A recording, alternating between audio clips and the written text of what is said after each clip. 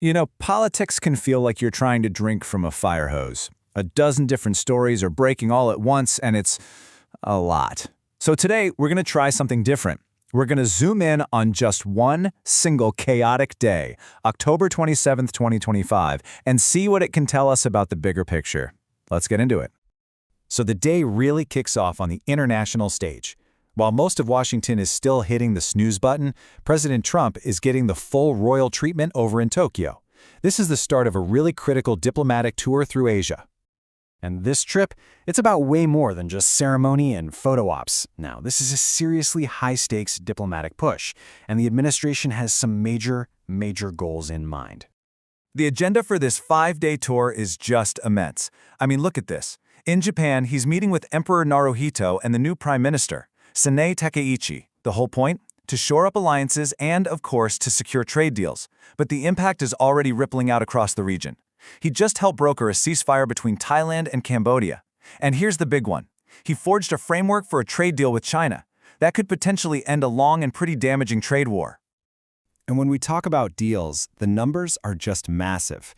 Trump has already locked down a $550 billion investment pledge from Tokyo. So what does Japan get in return? Relief from some really punishing U.S. import tariffs. This is the perfect example of that transactional, America-first style of diplomacy that's really defining this whole tour.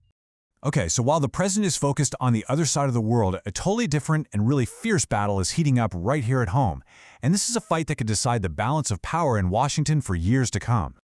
It really all boils down to this one question. Who is going to control the next Congress?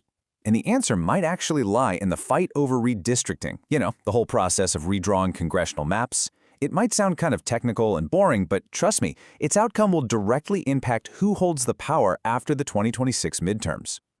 What we're seeing is this strategic game of political chess playing out all across the country. Over in Indiana, the Republican governor called a special session specifically to redraw the state's maps, and he openly said it was due to pressure from the Trump administration.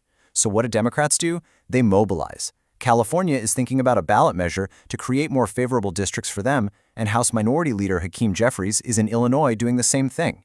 It is a straight-up, tit-for-tat battle over the political map. And well, the rhetoric is getting pretty heated. This quote from Virginia's Republican Governor Glenn Youngkin just captures the mood perfectly.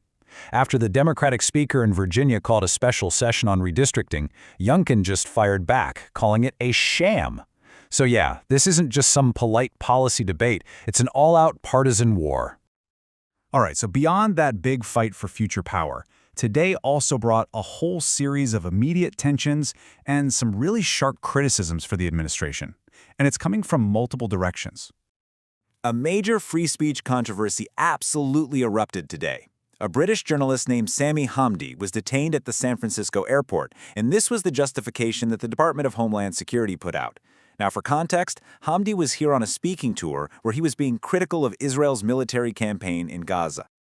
But civil rights groups immediately pushed back, hard. The Council on American Islamic Relations, or CAIR, called the detention a blatant affront to free speech. They're arguing that Hamdi's only crime was criticizing a foreign government. So you've got this head-on collision between national security policy and First Amendment principles.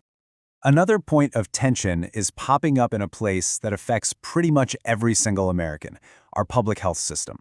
And there are some really serious concerns bubbling up that the nation's vaccine pipeline could actually be under threat. So here's how it's playing out. It all started with the sweeping layoffs at the CDC, which basically gutted the staff that supports a key vaccine advisory committee. Now, because of that, the expert meetings have been completely halted. And the result? The critical work of making routine vaccine recommendations, we're talking about the kind that guide immunization schedules for kids, is delayed. This could have some very real, very serious consequences for public health in 2026. And the criticism isn't just coming from Democrats. Check this out. Republican Senator Rand Paul of Kentucky used incredibly strong language to describe U.S. military airstrikes off the coast of Venezuela. He is literally calling the strikes against suspected drug trafficking boats extrajudicial killings. I mean, that is a sharp rebuke of the president's policy, especially coming from within his own party.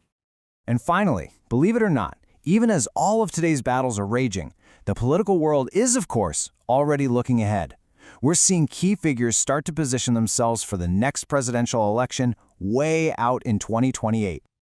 So, on the Democratic side, you've got California Governor Gavin Newsom confirming that he's seriously thinking about a 2028 presidential run, saying a decision will come after the midterms. Meanwhile, on the Republican side, President Trump is shutting down a pretty wild theory that he could run for vice president to get around term limits. His words, the idea is too cute. Now, this whole discussion brings up a crucial piece of constitutional law, the 22nd Amendment. And it's pretty clear. It says that no one can be elected president more than twice. That whole VP strategy was seen by some as a potential loophole, but for right now at least, the president himself has shut the door on it. So there you have it, one single day. You've got international deal-making, you've got domestic power struggles, and you have the very first whispers of the next election all happening at the exact same time. It kind of leaves us with a final question, right? When we look back a year from now, which one of these stories will be the one that really mattered most?